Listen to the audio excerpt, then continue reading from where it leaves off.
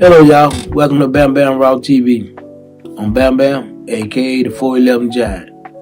On this episode, I want to talk to you about a homeboy who may not have the recognition of a lot of other homeboys, and there's many people that you may hear their story, and they may not have the recognition that you know them universally, but in their stomping ground, and the people who know them, they are giants. In this particular episode, I'm going to talk about Big Bouncy, Malik Smith. Rest in peace, Big Bouncy. Big Bouncy was a number one. He's a good dude to men's, and he's a force to be reckoned with.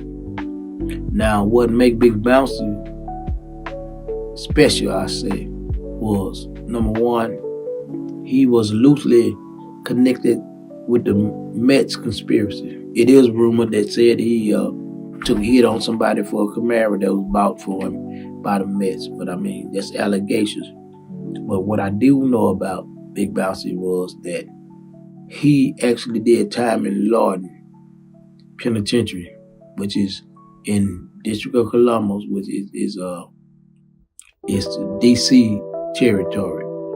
DC Lawton is like our Angola and probably Chicago, Maynard, and it's the roughest penitentiary in that particular area.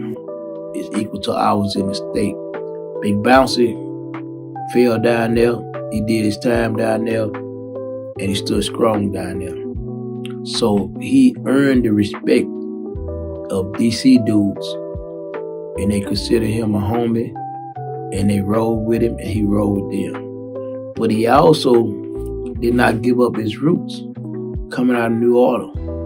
Big Bouncy rode with New Orleans, rode with Louisiana, and he was respected by his people. So that's where he came into play. When he come down there after we had a situation with DC, Big Bouncy, I met him at USP Florence. When Big Bouncy came to USP Florence, me and him got cool, and he introduced me to some good DC men's. Big Bouncy didn't play no cut card. If DC rolling, he rolling with him. If Louisiana rolling, from the tip to the top, he's rolling with them. If a situation come up between Louisiana and DC on their yard, Big Bouncy gonna make sure he get to the bottom of it and get it straight. He gonna get us together, and we gonna get together. See, thing is with DC dudes and Louisiana dudes, we have a lot of similarities. Very, very lot of similarities. And they make us so much alike that we can roll with each other. And then so much alike when we can beef with each other. Because, you get tired of looking in the mirror. Sometimes looking in the mirror at a DC dude is looking in the mirror at a Louisiana dude. Big Bouncy was there in Florence. I took care of a couple of situations. He was always there. I never needed his assistance. But at one point in time, he needed my assistance. And that's come to the time when Tough Slim, known as Market. There's so many of these, some DC real hard hitters that they're not known like Wayne Perry. But they men's on their business. Now Tough Slim, he probably got a graveyard of his own, but Tough Slim, we was in the USP 11 work. And Tough Slim came to me like, hey, look here, homie, I need you. I said, need me for what? I'm like, what's going on? DC beefing with somebody that we don't get along with?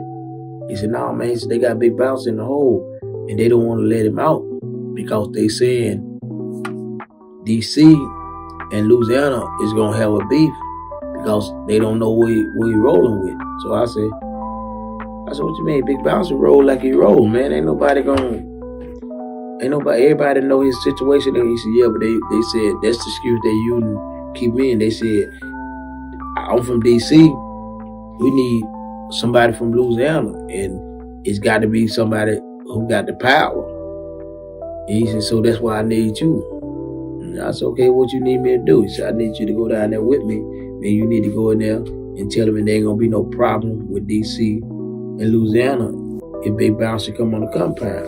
And I told him, I said, man, definitely, I'll be there. We went to We went to the lieutenant office, and if I remember correctly, it was Lieutenant Lacey, one of the most dirtiest lieutenants it was.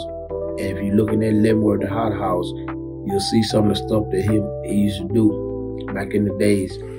But anyway, we goes in there, and he said, I tell him, I said, look here, man, Malik Smith is my homeboy, he family. He don't have no problem with nobody on this yard from Louisiana street or nobody nowhere else. I said, he's a man. Tough Slim, Marky told him same thing.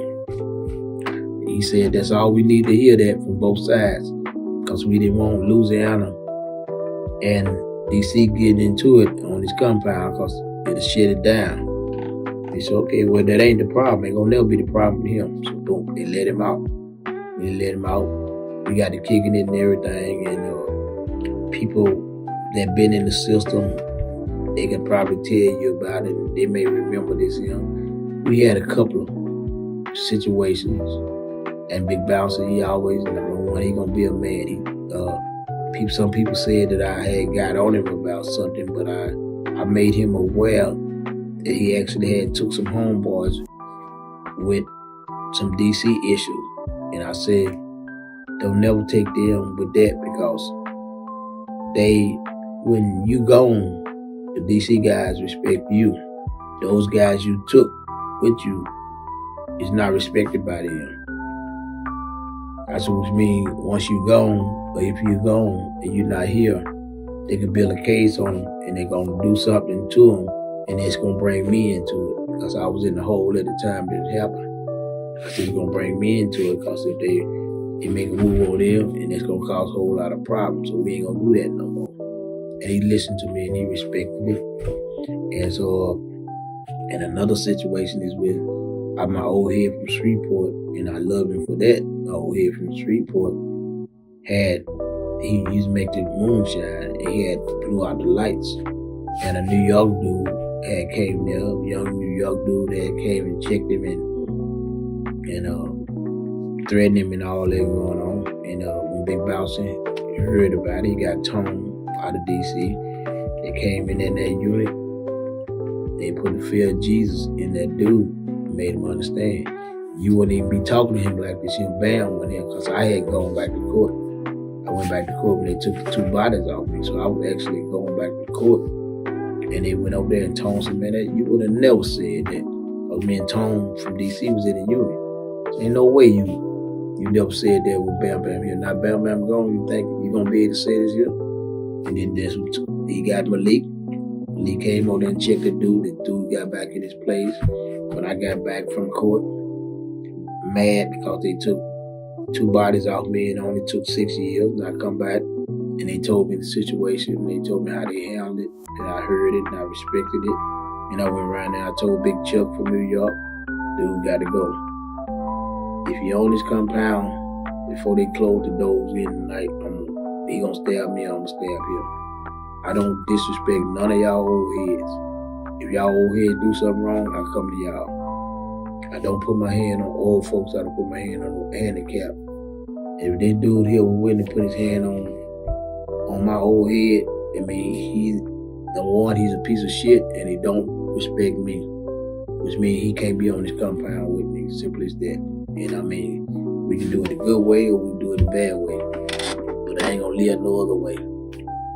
Big Chuck pulled him up and ran him up top. Simple as that, because I couldn't live like that. You wait till I'm gone to bring a move like that to my old head. I don't care.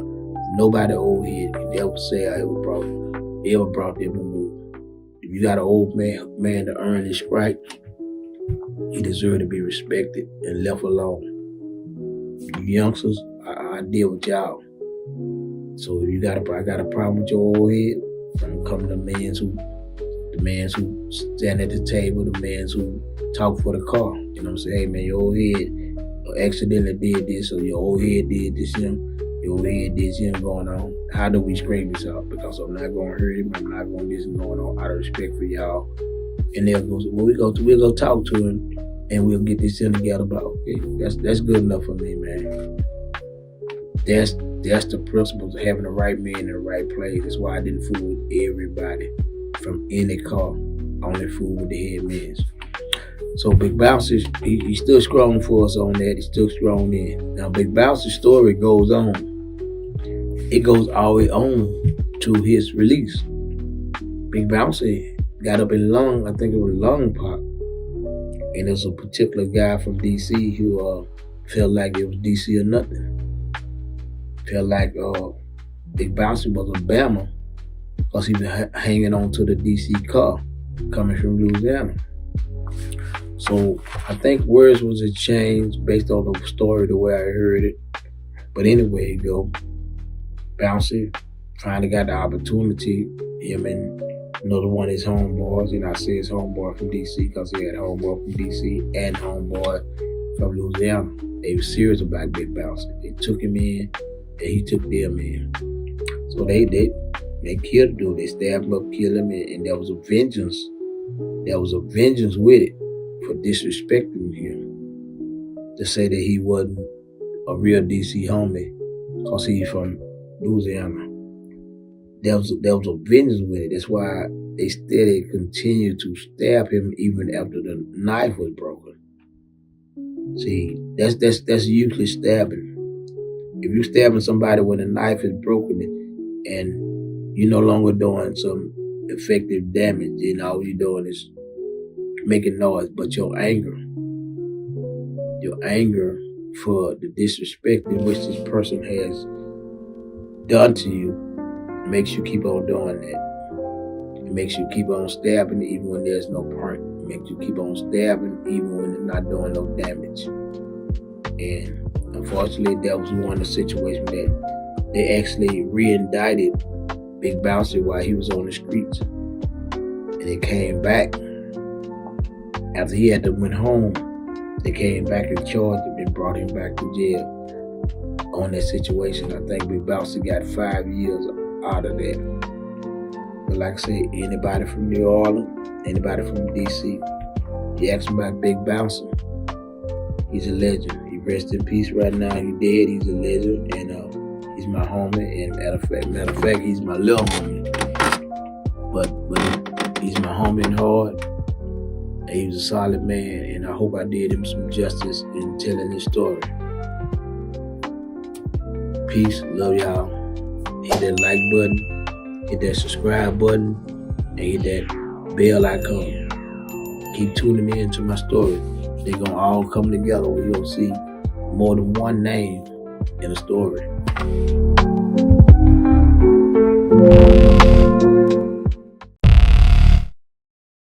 Hey, on this episode, I'm going to talk about Dwight, Malik, and the little intervention I have with him. And he started the Nubian Nation in New York. And I had heard about him, and I had read about some of the things he did exploit. I was very, very, very proud of some of the stuff he done. And even his bringing into the spirituality of the interested. But I was affected by the fact that the federal government at that time, before I had an intervention with the federal government or their association, they said that he was a pedophile and that he had did something to children and everything, and anything like that bring a great disgust to my heart. And I just, so therefore I lived all them years thinking that of him and everything until I got caught by the feds. When I got caught by the feds said that I fed fetuses and stuff to my snake, my 9-foot snake. And I couldn't understand why would they say something like that. But like Hitler used to do, if you put propaganda out there before you put people on trial, then you make the population believe something that they're going to convict them. When you pull from the jury, they heard all this about him, that he was a pedophile. They did that with the correction also, because I was locked up with the corrections, and they showed me the transcript saying something different. And they showed me the paperwork saying something different. But with the Dwight, Malik, I finally met him down there in ADX. He was in the old man unit. And when I come out, they couldn't come out with us, but his window was right about where me and my African brother Glock was at, and we used to exercise in that yard. And Glock and the dude liked that because many people used to come there and they just ask him about information concerning the Bible. And he would break it down and he would give them information. He would break it down and give it. He was very well versed in the Bible. And a lot of dudes used to come there and they'd be like, hey man, what does this mean? They would be actually arguing in the unit that I was with. And then they would go over there and the two people would get together and they'd call him to the window. And then that's when Glock had said, man, dude is well, I didn't want to fool with him. He said, man, dude, you're a spiritual man. The dude is well versed. He said, man, holler at him. So I hollered at him, and then the first thing come out of his mouth, that he proclaimed to everybody. He said, listen, brother, before I even talk to you, I want you to know, I did not miss no children. He said that was a lie from the government, and he went on from there. He said, before I say anything to you, I have to say that, man, because that hurt me to have that stigma on me. So I said, okay, I hear you, man. I said, boom, I still take it with a grain of salt, but with my newfound knowledge that the federal government will lie, they'll turn you into Godzilla when you ain't nothing but a lizard in order to properly prosecute you in the eyes of the public. So we started talking, and Glock was breaking down. Glock was my African brother he was in the military and in special forces, and so he would talk to me through the window, and he would actually disperse biblical scripture, and he mixed it up with some other thing, but he was well versed in spiritual scripture. And a lot of people would have arguments over in our unit, and then why they have arguments over in our unit over the scripture, they would go to him to sell it. Some guys didn't fool with him and everything. I generally didn't fool with him, but I went there and my workout partner Glock, and I listened to him, and I listened to his story, and I listened to his plea, and people understand that he did not do what Dad said he did. And I had to take that into consideration based on what happened to me. So I pushed that. I still was reserved in the way that I fooled with it, because under my prison teaching from the state journal on up, we kill rapists, or we hurt or kill rapists, pedophiles, stuff like that. So I felt pretty strange, even rats in it, etc. But anyway, the man was real versed, and people would come to him every day talking about this and that going on. Matter of fact, he actually had something in the court he was looking forward to getting out prior to me getting out. I think it's 79 or 80 years old. He was saying that he was supposed to be getting out within a matter of months if they didn't reverse something and everything. So, hope if he out, then maybe doing something positive going on. If he ain't out, I never really researched him that much, and I never really followed his teaching that much. You understand? Until I still have some things that I need to get over. But I do respect the fact that he took what he did, and that Nuwala nation that he created there, and the fact that he had a self-sufficient city, a self-sufficient, basically ecosystem. The man had movie theaters. He had everything. He had everything that you can get on the streets. He had it within that compound. So there was no reason to deviate from that compound to go to the street. Now, was they held there by force? I don't know. I tell you, we could have did something like that in the bottom. We'd have a whole lot of more enlightened people like this. So, my thing is, my respect to the program being put together. If he did that, if he was a pedophile, then he's going to have to deal with God about that, because he's going to get his issue.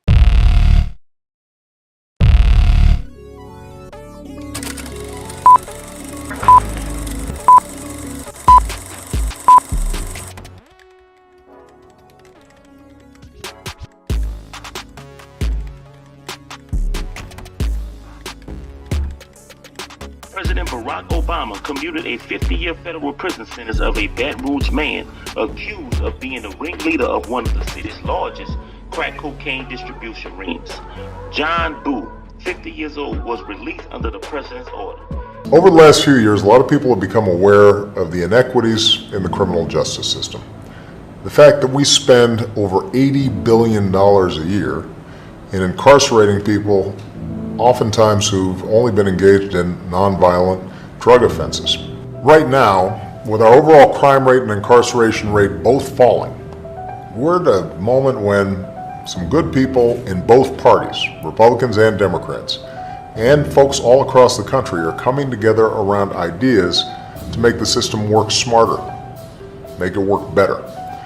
And I'm determined to do my part wherever I can. He had served 19 years of that sentence and was being held at a federal prison in Alabama.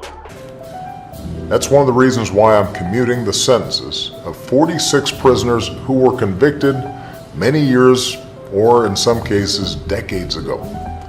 These men and women were not hardened criminals, but the overwhelming majority had been sentenced to at least 20 years. 14 of them had been sentenced to life for nonviolent drug offenses. So their punishments didn't fit the crime.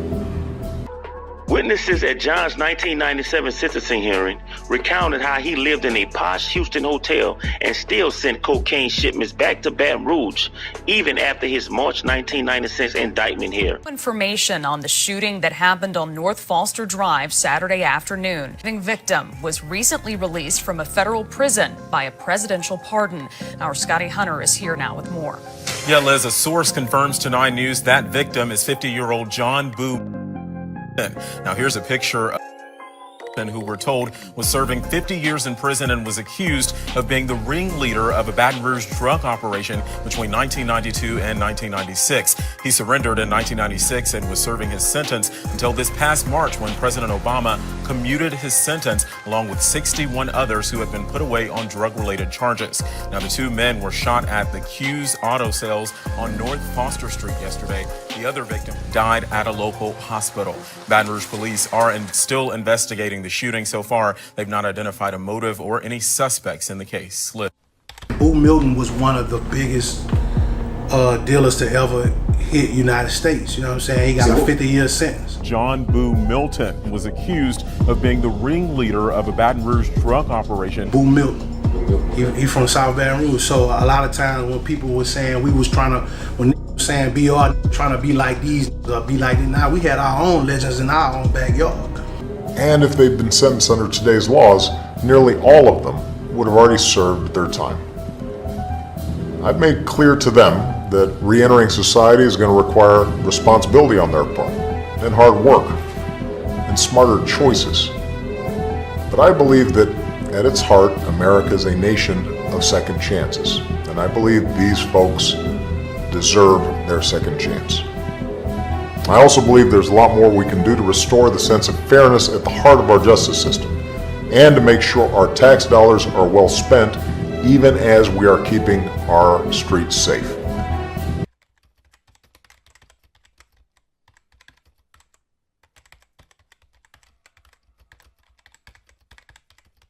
Between January 1993 and August 1995, John allegedly participated in a conspiracy to possess with intent to distribute cocaine. More than 88 kilograms of powder cocaine and 6.9 kilograms of cocaine base were distributed from Houston, Texas to Baton Rouge, Louisiana, where it was sold in mid-March 1996. John and 3 others were indicted for that conspiracy. John also for 3 counts of cocaine distribution. A warrant was then issued for John's arrest. Although John knew he had been indicted, he did not surrender until mid-August. John pleaded guilty in October 1996 to conspiracy count. Pursuant to his plea agreement, the others were dismissed. Now this is interesting right here. The PSR report identified factors warranting an upward departure from the offense level, including John's obstruction of justice by hiring lawyers to approach 3 of his co-conspirators to sign what they call false affidavits exonerating him. Hello, y'all. Welcome to Bam Bam Raw TV. I'm Bam Bam, aka the 411 Giant. On this episode, I'm going to talk about a homeboy of mine from Baton Rouge, Louisiana. His name is John Milton. They know him mostly as Boo Milton.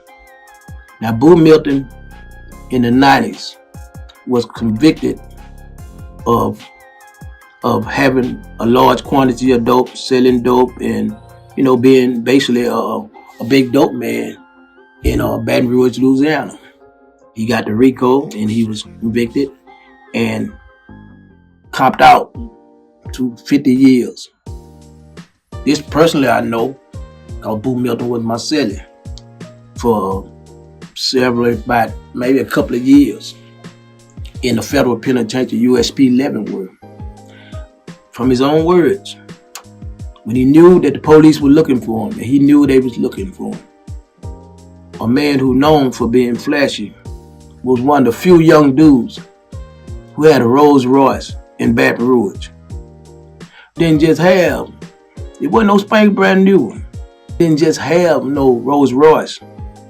He had the best Rolls Royce they had. He got a Bentley Rolls Royce.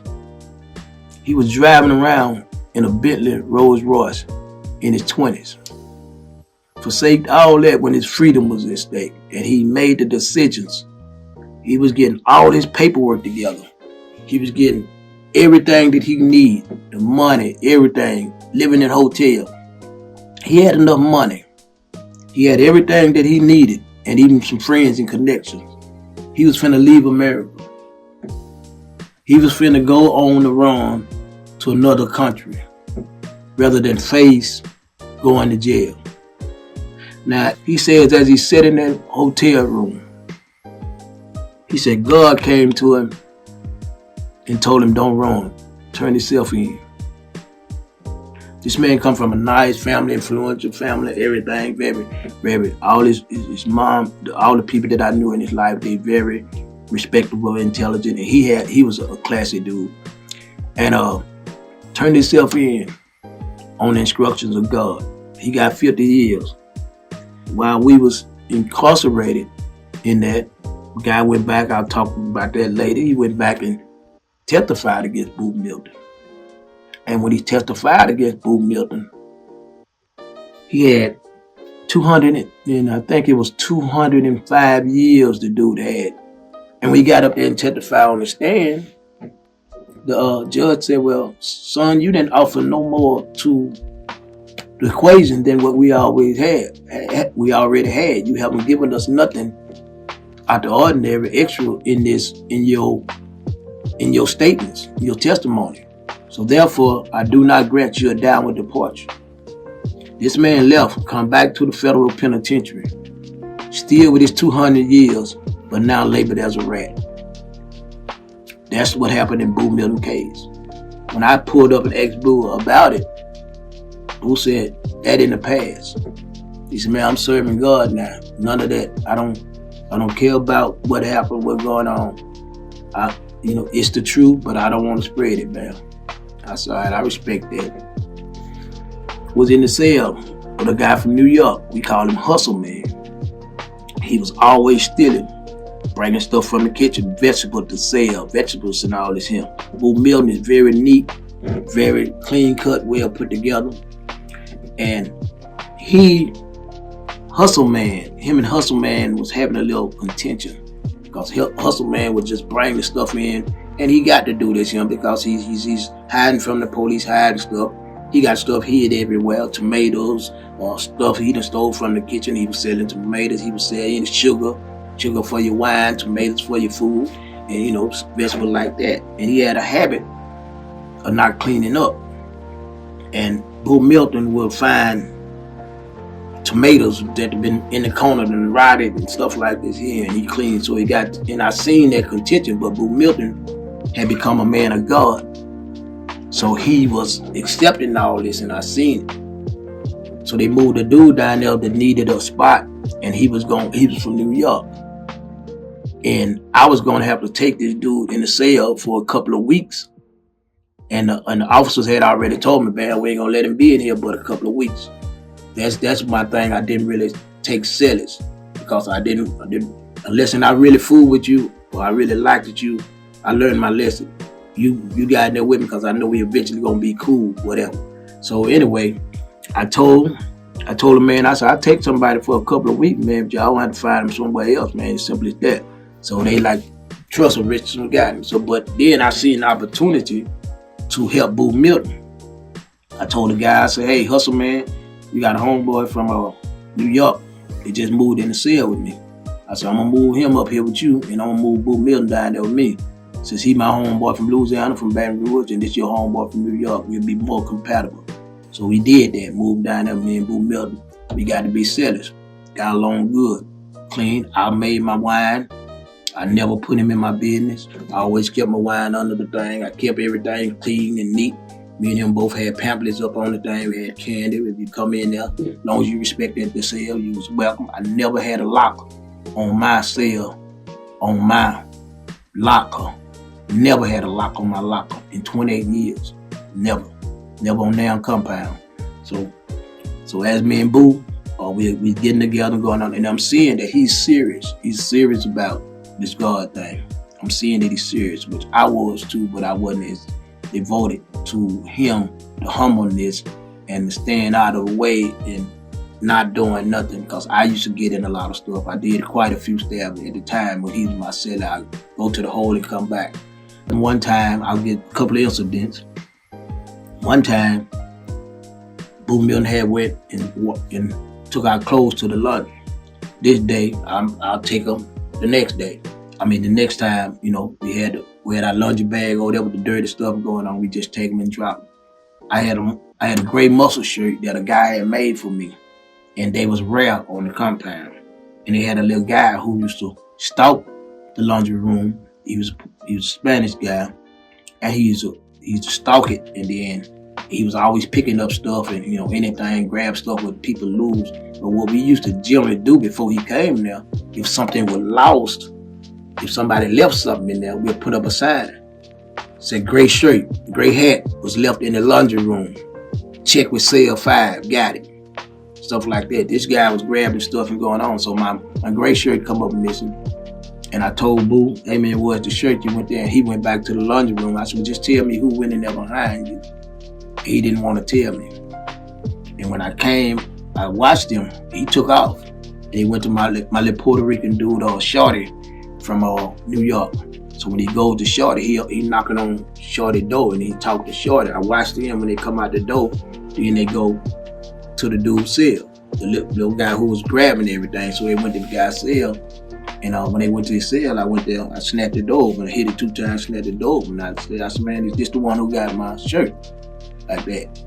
And they was talking to him in Spanish, trying to explain everything. I told Shorty, Shorty Will, that was his name. I said, Shorty Will, explain to dude that if I catch my shirt on anybody's back, I'm gonna put that shirt right where it lay, because it had no business being out of my possession. And I'm gonna punish that shirt for being out of my possession. And Shorty Will said something to him going on, and he went and got the shirt and everything, blah. Wasn't no big mess on it. But when I got back in that cell, Boo Milton grabbed me and got to praying and speaking loud and praying and going on. Man, don't do nothing to that dude. Don't do this, man. Leave that alone. You got and going on. Then I actually had to promise him to leave the dude alone, to leave that alone. Now, this how serious he was. Wasn't scared. He wasn't scary. This how serious he was about what he believed in and the word of God and doing the things of God, even in humbling himself. Another situation I'll say, and Boo Milton can testify to these things. All my stuff, if you get around somebody, they can testify to it. Ask anybody who's with me. You hear what people say about me, they ain't just making it up. And I'm not boasting myself up, I'm telling the truth. Now, Boo Milton, in another situation, was coming from the dining hall. Coming from work, I think, because he worked in the kitchen. He come through there. There was a lady, rough-looking girl and everything, worked there. She was real loose with the men's and everything. I guess she called them, let them get their little jollies off her and going on. You know, Boo Milton come through there. She searched Boo Milton down. When she searched him down, she grabbed himself, grabbed his private part, and she squeezed on him. Now she squeezed on his private part. All this based on what Boo Milton told me. I know he come flying to the cell. I was always concerned that him being my homeboy, that people was going to mistake his humbleness for weakness.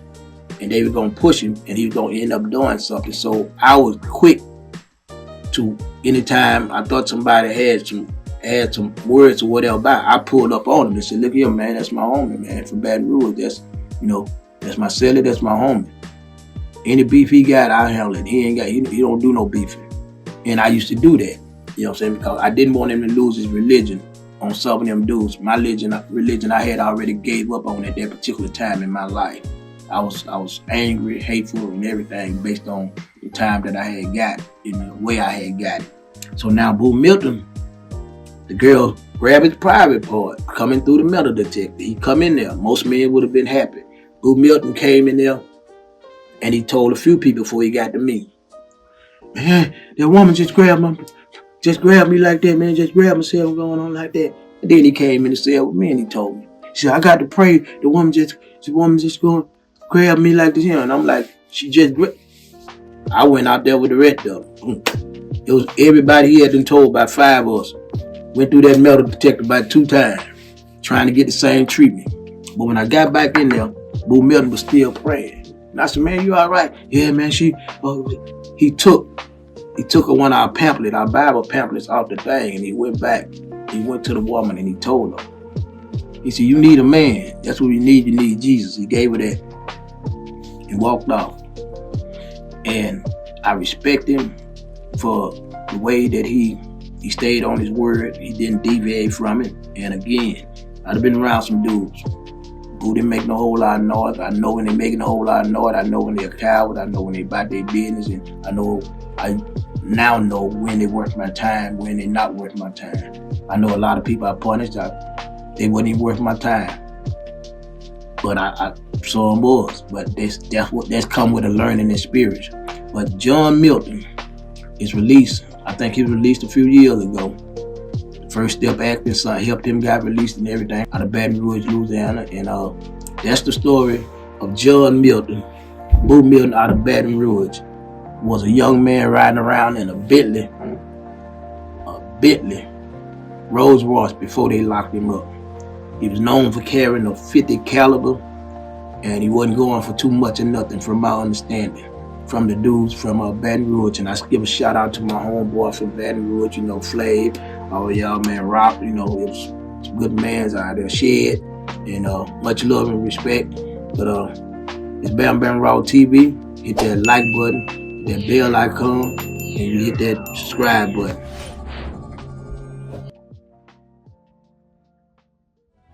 That's something I'm going to discuss tomorrow in Philadelphia, where I'm going to lay out some ideas for criminal justice reform, many of which are already getting bipartisan support. Together, we can make our communities safer.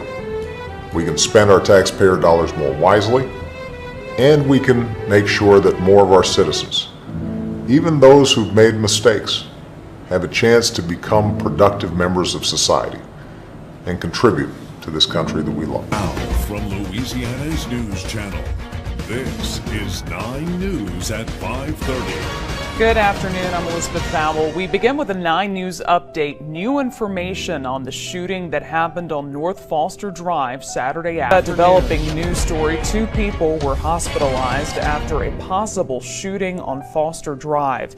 Baton Rouge police say this happened around 1. According to EMS, at least 1 victim was critically hurt. We don't have many other details at this point. We'll keep you updated on WAFB.com and later on 9 News at 10. Now learn the surviving victim was recently released from a federal prison by a presidential pardon. Our Scotty Hunter is here now with more. Yeah, Liz, a source confirms to 9 News that victim is 50-year-old John Boo Milton.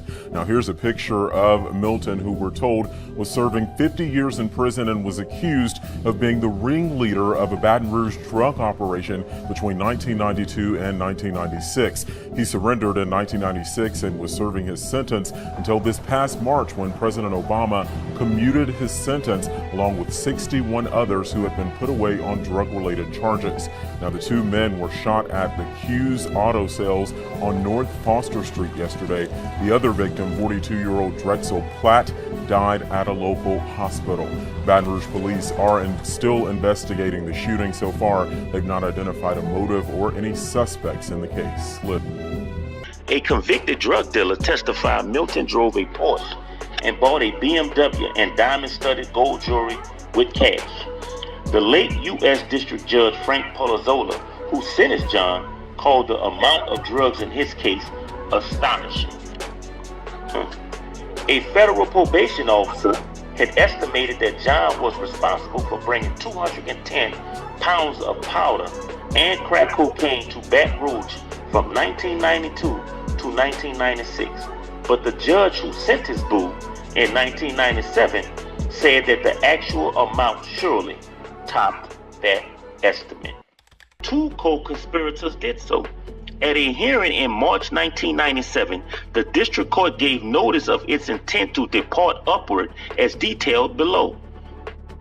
At sentencing in April 1997, the district court found that John had asked a co-conspirator to sign a false affidavit exonerating John, and that this was an obstruction of justice which justified the PSR recommended 2-point enhancement, bringing the offense level to 42.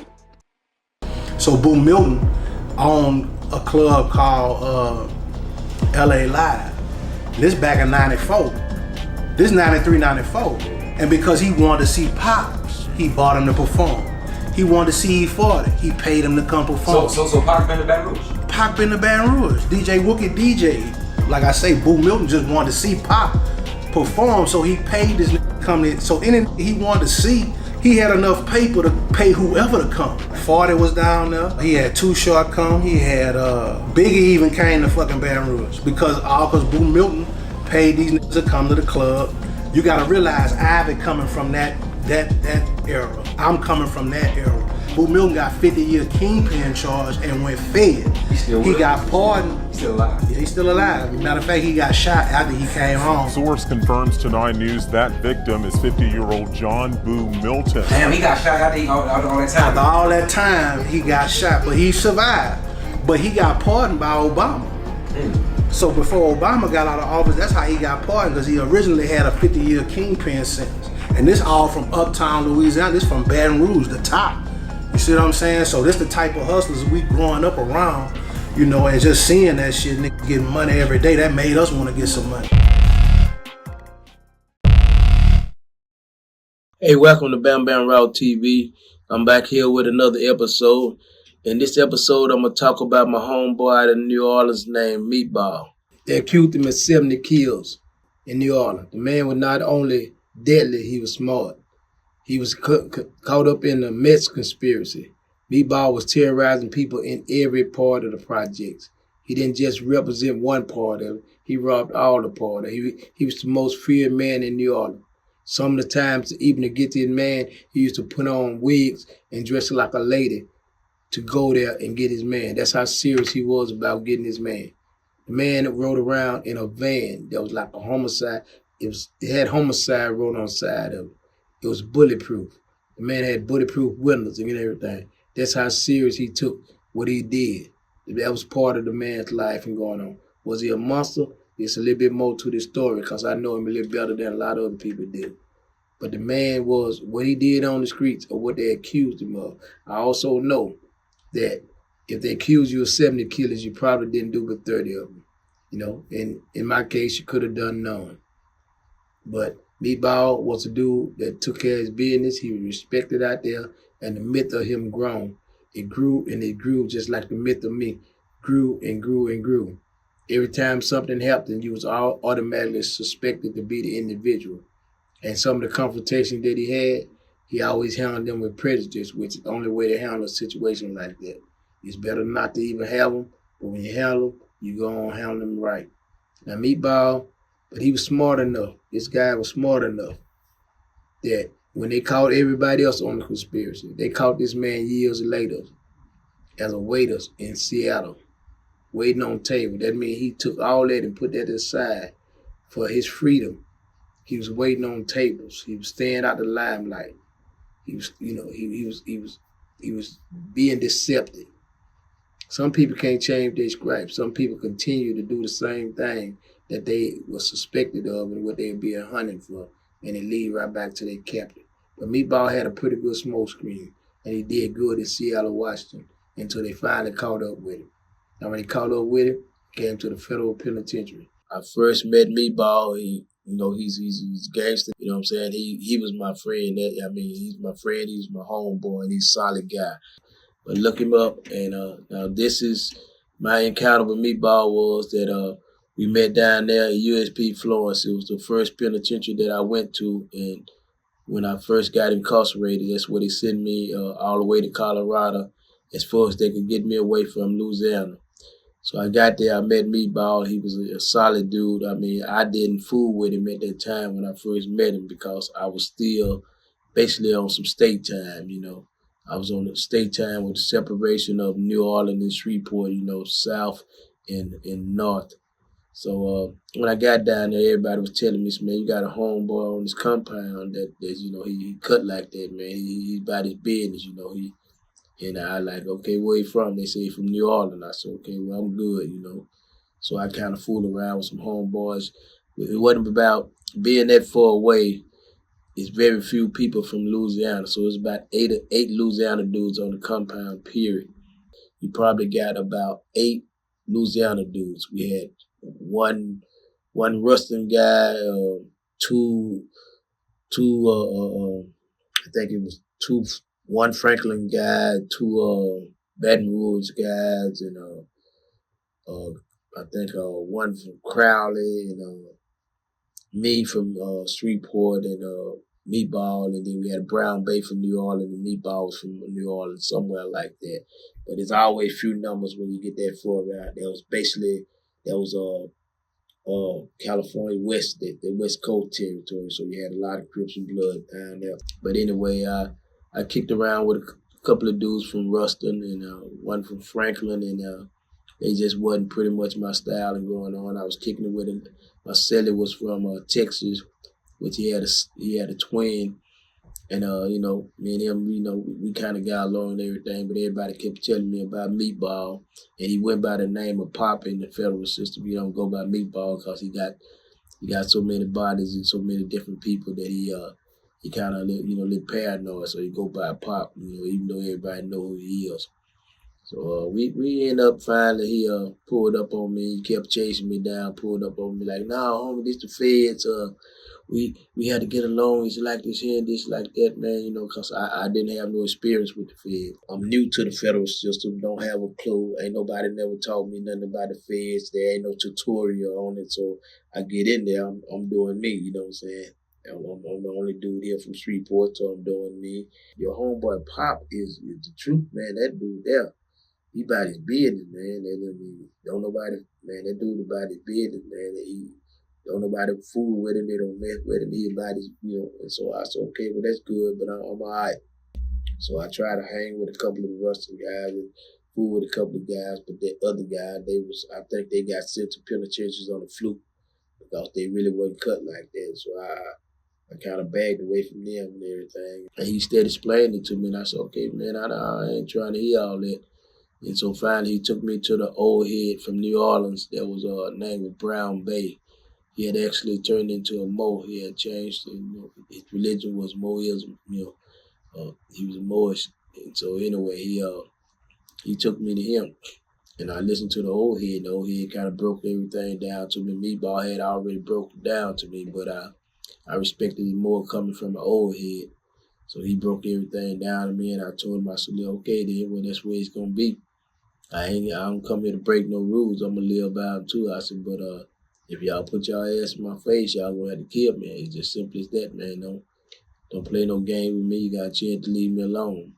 But if you mess with me, you're going to mess with me right. So, and we had a pretty good understanding from that. So I got to kick it with Meatball, and we took a few pictures and did some things. And, he always kept the wine coming down. He stayed drunk, and he had plenty, he had money going on. Matter of fact, I remember when his mama he had his mom to get at Master P about getting some money. Well, he told me they had his mom to get at Master P about getting some money when some song that Dr. P had mentioned in the song. Finally, Meatball kept at me. He was chasing me down every day. Hey, what you need? What you need? You all right over there checking on me every day? You all right, homie? What you need? What y'all? He always trying to give me stuff. Hey, man, what you need? Stamps, you need this, you need that. At that time, I was doing pretty good because my wife was, my first wife was still in there, and I had a little money, coming in. So I told him, I said, nah, you know I'm from Louisiana. You know what I need. I need a hammer. Give me a hammer. That's what I need. So, all right, I got you. He come out there and he bring me a beautiful piece of work. And I'm like, so now the first thing I'm going through my mind is this guy's not gonna give me a knife this nice if he planned on getting in my way. And he had told me his mom had already heard about me and they had been following my case. So that made me loosen up a little bit. So me and him got it kicking around and going on, and as we kicked around, you know, we learned about each other going on, and I seen he was a solid dude. He lived wild, but he was a solid dude, and he had a lot of dude freedom. I remember we had a homeboy named Kurt, came there from Franklin. Kurt get off the bus, and Kurt come over, and he was rolling with the Crips, but he came, he said, man, that's Meatball. And Meatball heard him. And Meatball just walked in the unit. I said, yeah, that's the homeboy Pop, man. That's Meatball too. But and so next thing you know, Meatball come out the unit on the next move. He grabbed Kurt and he took Kurt over in the corner. He put the knife to Kurt's neck and said, man, who the fuck you here?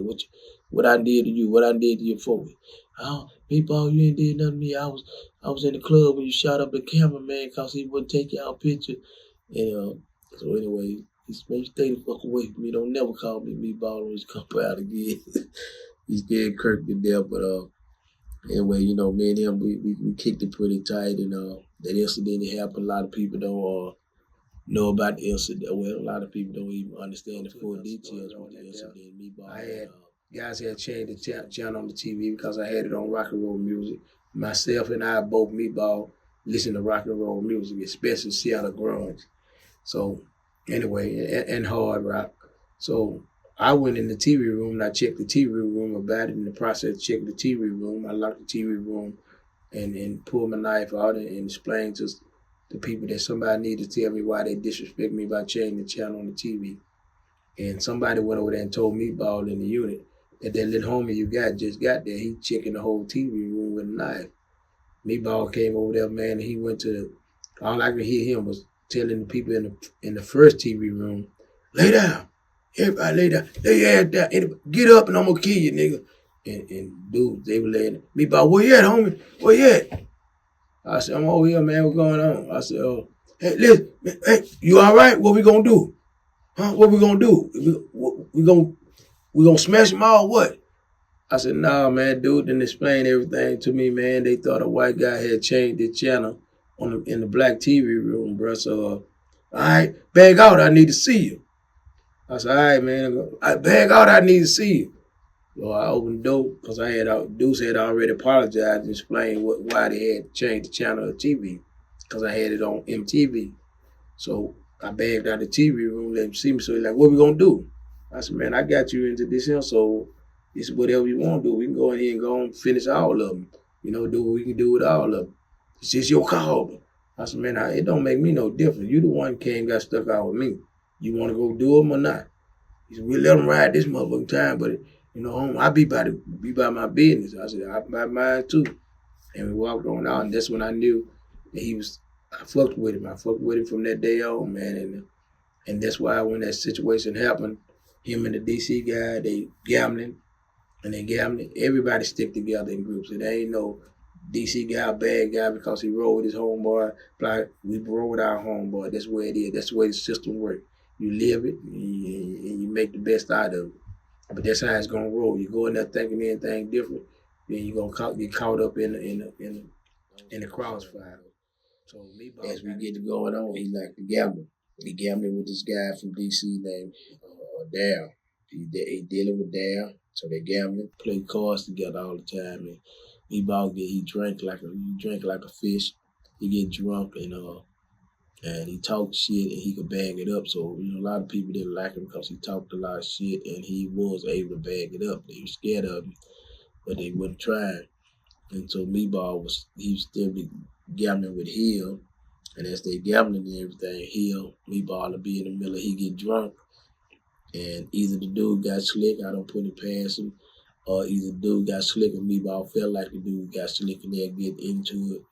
And Meatball be like, okay, well, boom, you can't get paid one way or the other. They go back and forth like that. So him and Dad Gapman, he come out and he like, man, I'm finna gut this dude, man. I'm just letting you know, I'm putting you on top of him. They do playing games with the money, man. Telling me this and that going on. I said, what you mean? I said, what's up, man? He said, I'm a gut, man. I said, well, man, how many of them over there? Oh, well, I got it, homie. I said, no. He said, I'm just letting you know to be on your P's and Q's, because he from D.C. I said, all right, I hear you, man. But I said, okay. So I go in there and I pay everybody that I owe, and scrape my business out. So because we had a Cuban guy who kept our unit so clean, we always went to we always went to chow first. And if you go to chow first, you go to commissary first. So I'm out there waiting on him. When they open the door for his commissary, he come out there laughing and grinning with the dude. So I said, what's going on, man? What's up with the dude? Oh, man, we made an agreement. We got a settlement. We split it. We split that down the middle. I said, all right. Boom. So I went on. Ain't think nothing of it. He come back to me again. Same situation. Probably maybe about 3 months later. He come to me and the dude got into it again. And I tell him, what you gonna do, man? I'm gonna gut him this time. So I'm ready. I'm ready to go. I'm ready, waiting for the door open. He come out, they laughing and grinning again. So that's when I pulled him up and said, listen, man, you got to quit going back and forth like that with the dude, man. You're going to go and get him, go and do it, and let's get this over with, man. I'm a million miles away from home. Shit, I can't do anything else to me. I can't do nothing to get closer. Shit, we ain't supposed to be happy way down here. Yeah, I hear you, homie, but no, he's great. He going on. And then the third time is when he, according to his celly, Louis, who was a G27. Matter of fact, me and Louis ended up being the Super McNairn together. And Louis said that, Meatball had a problem with the dude going on. He said the dude sit there and told him, man, listen here, meet me in the TV room. Meatball said, I'm already there.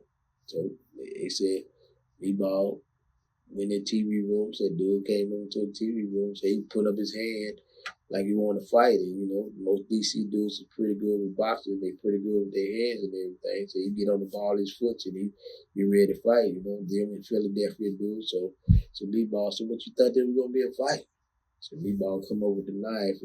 He come up with the knife and stabbed him about 2 times. And so when he stabbed him about 2 times, he hit the dope.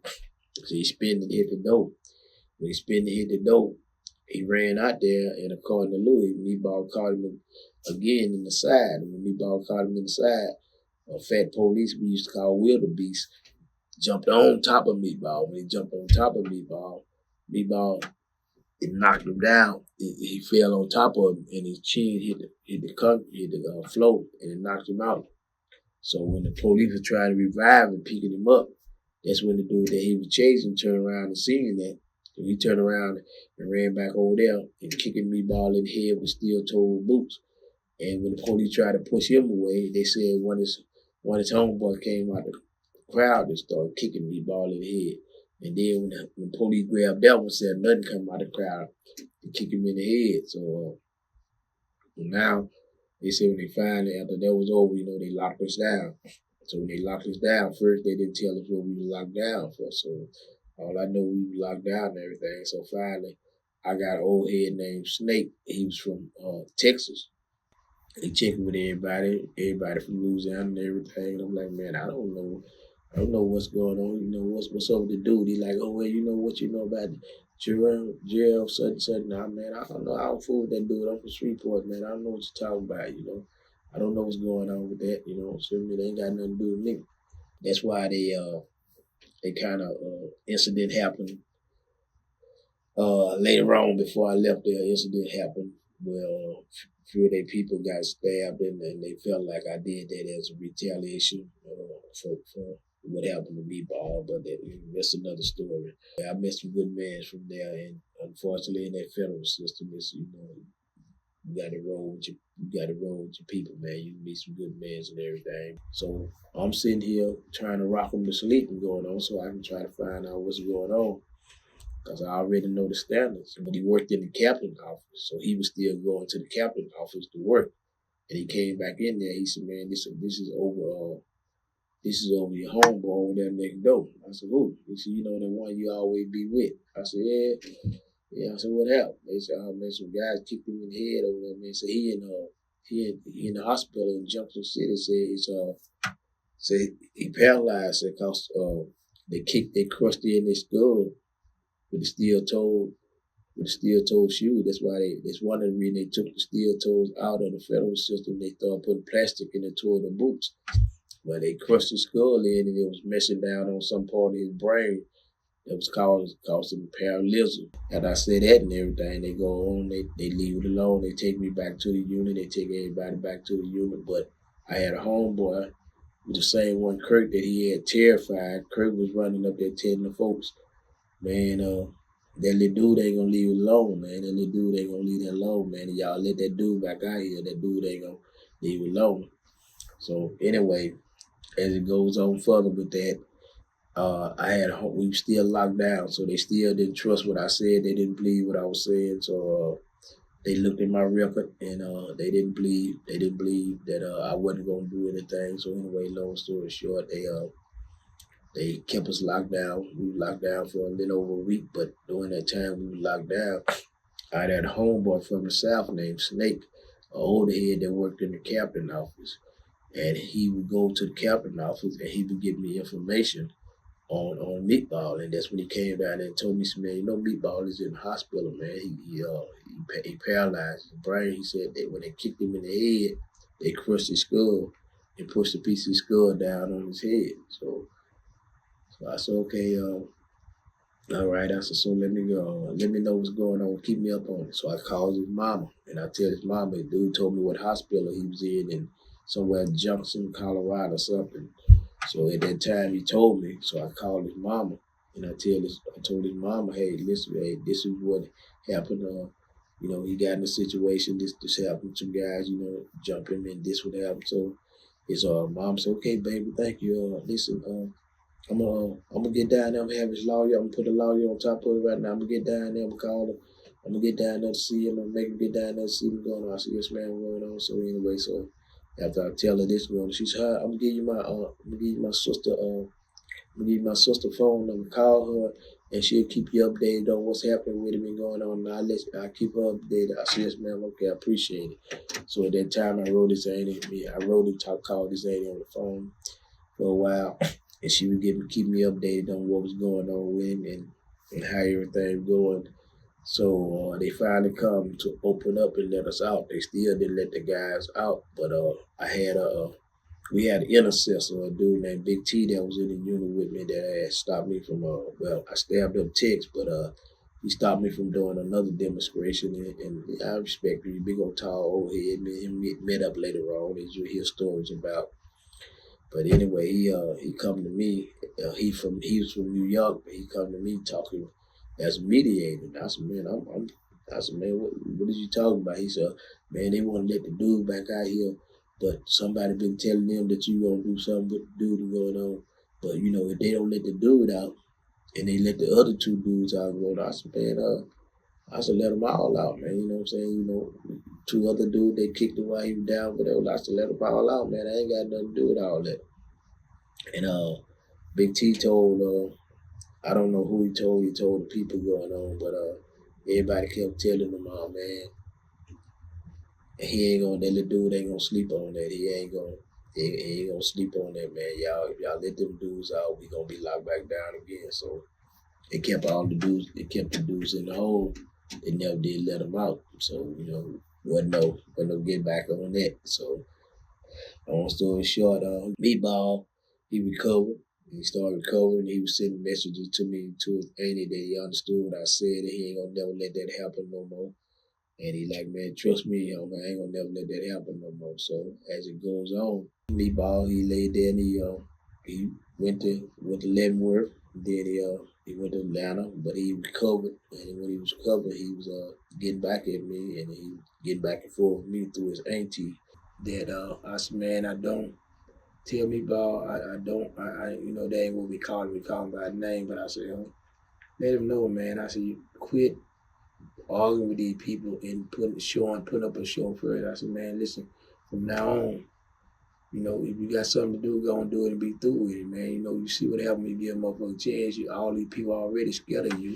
They're intimidated on your first chance. They see an opportunity to participate in your demise, they're going to do it. And as he getting back and forth with me through the auntie, once he got his mobility back like it was, he told his auntie that he respect what I said, that he ain't gonna never let that happen again. A dude ain't gonna never know it's coming till it's coming. And that's what that's where it's supposed to be. And you know what I mean? Auntie got real close. We were pretty good friends. So as that goes on, he ended up at ADX, and I met him later on at ADX. But the reason he ended up at ADX because he went to Atlanta Penitentiary. And according to one of the homies down there from the South, he said that Meatball had his ID in the TV room, and he loved them Saints and loved them sports. So he had it. Football games on. He had his ID in the chair. So he had his ID in the chair. So that dude came in and took his card and set it over to the side. You know, it set his card over to the side. I don't know whether it was in another chair or whatever, but it set his ID card over to the side, and Meatball come back in there. And dude like, man, if you ain't your ass ain't in this chair, then it don't mean nothing. No card in no chair, don't hold no chair down and going on. So they said Meatball just turned around and walked out of there. So he walked out of there, went and took some honey and put it in a bowl with some water, put some noodles in there with some water, and then he got that screen out of your laundry bag. So he made a noose out of it. So he came back. So he put the noose around the dude, dropped the noose around the dude's head, and throw that hot honey and the soups on the guy. So the purpose of throwing the honey in the soups is, number one, the honey makes the hot water stick to your face, and the soups makes wherever the noodles stick at, it's like, it's gonna burn, it's gonna keep the heat right there. So Meatball, they said Meatball did that. Said the dude was slapping his face trying to get the hot noodles and hot honey off his face. They said every time the guy hit his face, he was turning pink from his skin, and his flesh leaving his face from that spot. And said that's when Meatball started rapping him. I don't know if they say rapping him with a lock or a sock or a piece of, it wasn't a knife, but with a piece of steel or whatever. They said Meatball just beat him down. He didn't kill him, but that's what sent him to ADX. So he called when they shipped, they had him in the hole for it. He told his auntie to tell me what had happened and let me know. Like he said, man, I wasn't gonna never let that happen again. But I ended up hearing the story, the whole details of the story later on when a homeboy who had been down there at that time came there. 2000, it was about 2011 that I went to ADX, and they shipped me to ADX. When they shipped me to ADX, Meatball was there, and I was out on the rec yard. He was trying to talk to me speaking sign language, because in ADX, you either so far away from each other, or else if we inside rec, they got soundproof cages that they put us in, so we can't talk. We can see each other, but we can't verbally talk to each other. So everybody down there learns sign language in order to be able to communicate. So I had just got down there, and he was sign languaging to me, but I couldn't understand what he was saying and going on. So I had a guy next to me who was trying to explain that he want to send you a package and everything, let him know what range you on, and blase. And I like, man, I don't want nothing from the police. I'm beefing with him right now. I know he kind of keep him under control. So anyway, he was trying to get me around on the range. When he tried to get me around on the range, he couldn't get me around there, and I tried to get around on the range with me. And they wasn't gonna put us on the range together. In ADX, it's rare that you're gonna find two homeboys on the range. They try to keep you separated. You may have a dude from Louisiana there, but he may be somebody, number one, somebody you ain't acquainted with, but he may be definitely somebody from the other end. But I think once Meatball started telling them he was trying to send me a package, and with my reputation for assaulting officers and all that, they kind of made them want to keep us apart. But he from what I understand down there, I still never got close to him, but all the people that got around me when they said, oh yeah, man, that's what's called your homeboy, everything, man. He don't do nothing but sing rock and roll music all night and stay up all night in the cell exercising. You know, I heard that from a lot of people going on. So he just, I mean, he kind of shut down. He won't.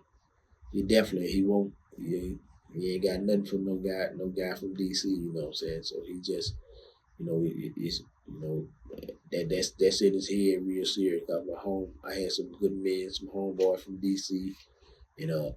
They said that on the screen of me, they tried to holler at him, and then once he found out where they from, he be like, man, I ain't got say fucking thing to me, ain't got nothing to say to y'all, So he still got a lot of anger in his heart for that situation, and I pity the fool that get in his way.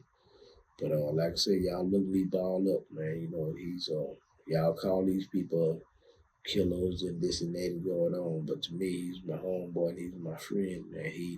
He has a sense of loyalty. He's about it. He about his business. The things he did on the street, just as the things I did on the streets. I think we pretty much did them because we necessary, and then sometimes we got a little carried away at times.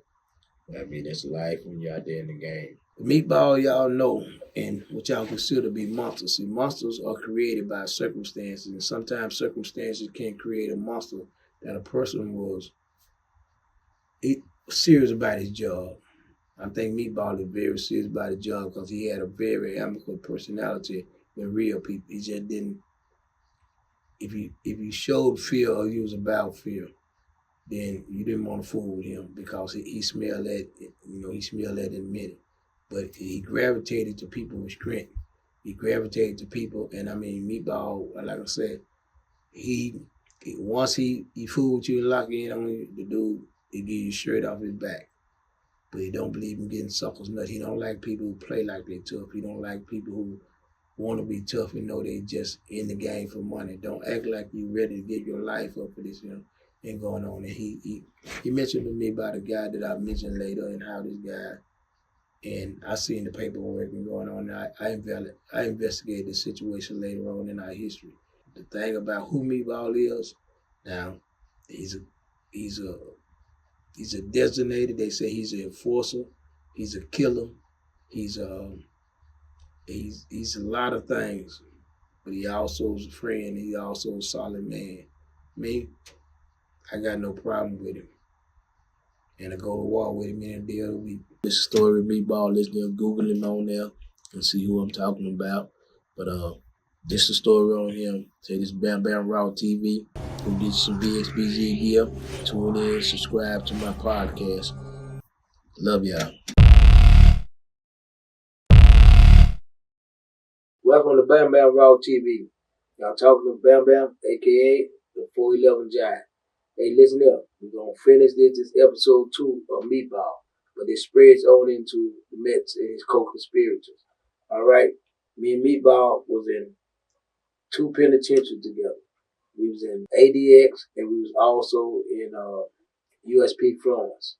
Now, me and him during that time, I mentioned that on the first episode, we got close with each other, become close friends. But not also that I become close friend with Meatball. I got my big homie and my co-defendant here on my case, and he was at that some of the similar times, he was locked up in Texas, Beaumont, Texas penitentiary and other penitentiaries, but I let him tell the story with Glenn Metz, Knapp, and other individuals. I'm going to let him tell the story on that thing going on, and I'm going to ask the questions. So, big homie, I'm going to ask you this here. Well, I was locked up with Meatball, and I know it's co-defendant. And which ones you was locked up with? I was locked up with Matt, Glenn Matt, and Motor.